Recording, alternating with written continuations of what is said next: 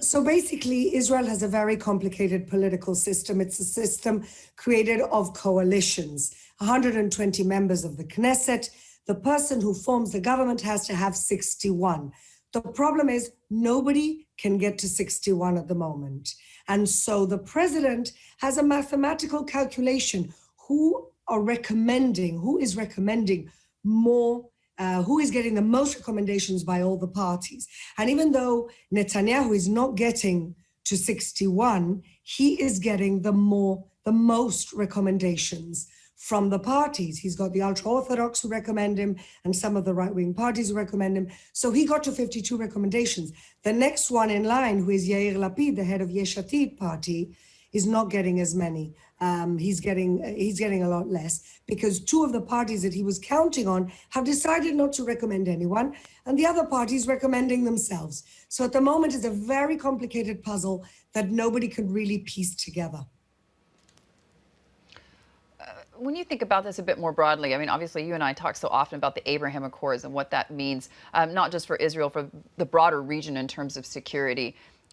Israeli elections generally are won on the basis of national security. Do you think that's going to be the case with whatever government is formed, that that's going to be a primary concern?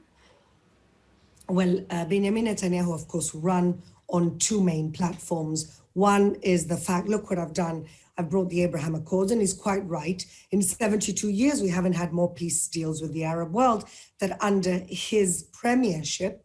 And the second thing he ran off was, I brought the vaccines to Israel. Israel's now beginning to come out of the whole COVID nightmare, and this is what I did. And the truth is that nobody really gets close to him in terms of this persona, this premiership that he's had. But of course, he's got the corruption trial, which literally started yesterday as the president was receiving the different parties for the recommendations. And I guess this is the ethical concerns of the president, but the president doesn't have that much leeway.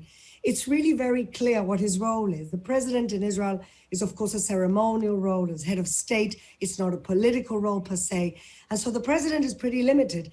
And normally the person who gets the most recommendations is the person that gets to form a government. Now, it doesn't mean Netanyahu's going to form a government. He's got 28 days with a very complicated puzzle. And this is what it is. My fear is that this is kind of stalling the potential prosperity of the Abraham Accords. Everything is kind of frozen right now. And because it's frozen, we're not running as fast as we should be running to this kind of mutual trade and prosperity. And so far, we've got, of course, about $300 million of trade, but it could have been in the billions by now if we didn't have this deadlock. And of course, This is what worries me and other leaders.